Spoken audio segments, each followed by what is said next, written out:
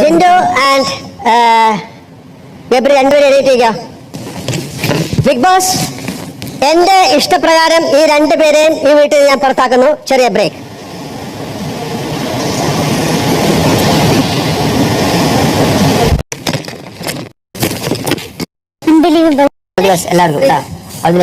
നടപടിയിലേക്ക് എന്നെ നയിച്ച കാര്യം എന്താണെന്ന് നിങ്ങൾക്ക് മനസ്സിലായോ? പ്രേക്ഷകരോട് എന്താണ് നിങ്ങൾക്ക് പറയാനുള്ളത്?